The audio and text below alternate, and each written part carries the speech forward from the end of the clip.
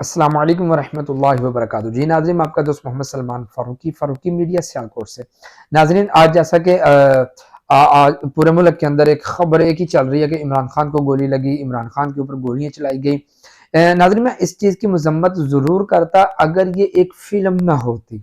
جیسے آپ نے دیکھا نا، انڈیا کی فلمیں لگتی ہیں، وہ فلموں کے اندر گولیاں بہت چلائی جاتی ہیں، لیکن ایک بندہ ایسا ہوتا ہے جس کے اوپر وہ گولیاں نہیں، وہ ہیرو جو ہوتا ہے اس کو گولیاں نہیں لگتی، کیونکہ وہ ایک فلم ہوتی ہے۔ فلم آپ سمجھ رہے ہیں نا، فلم یعنی کہ ایک جھوٹ، ایک ڈرامہ وہ ہوتا ہے۔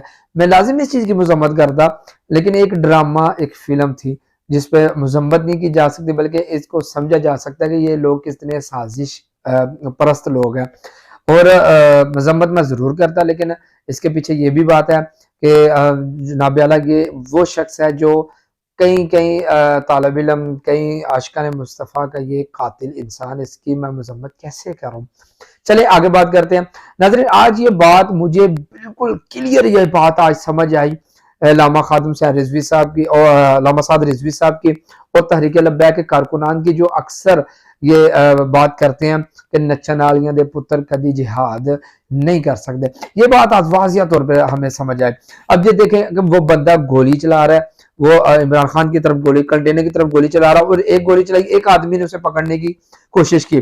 یہ بات اچھی ہے اور بہادری ہے، اس آدمی کو ہم داد دیتے ہیں، لیکن وہ جو آگے اتنے بندے ہیں، وہ ایک گولی چلنے سے وہ سارے اس کو پکڑنے کی بجائے وہ آگے بھاگ رہے ہیں، اور یہاں تک جو اوپر کنٹینر کے اوپر ہے وہ بھی بھاگ رہے ہیں، وہ بھاگو ایک گولی۔ اور میں اس کے اگر مقابل دیکھوں تو میں نے دوسری طرف دیکھوں، میں نے تحریک لبیک یا رسول اللہ صلی اللہ علیہ وسلم کے میں نے وہ کارکنان ایسے دیکھے حویلیوں کے اندر، میرے ایسے ہمارے دوست ہیں ماشاءاللہ جو اس وقت وہاں پہ شامل ہے۔ مجھے اگلے دن وہ کارگزاری سنا رہا تھا دوست ہمارا، وہ کہہ رہا تھا یار جب گولی چلتی تھی تو کارکنان سعد رضوی صاحب کے کنٹینر کے پاس، ان کے سٹیج کے پاس آ جاتے تھے کہ گولی ہمیں لگ جائے، چھیلنگ ہمارے اوپر ہو، ہمارے امیر محترم کو کچھ نہ ہو۔ اور یہاں پر ایک گولی لگنے سے ساتھ والے بھی بھاگ رہے ہیں، جناب کارکنان بھی بھاگ رہے ہیں۔ یہ باز یہی ہے، نچن والیاں دے پتر کدی جہاد، اور یہ جہاد کے نام سے باہر نکلے تھے یہ لوگ۔ چلے آگے دیکھیں، آگے جو فلم میں نے بات کی، آگے جناب وہ جو گولی چلا رہا ہے وہ اس کے بعد جناب پنجاب پولیس نے وہ بندہ پکڑا ہے جناب، اس کے انٹرویو اس کا سامنے آیا، اس نے جناب ادھر کی وہ کہتے ہیں جیسے کہانی رٹی اور وہ کہانی اس نے سنا دی ہے۔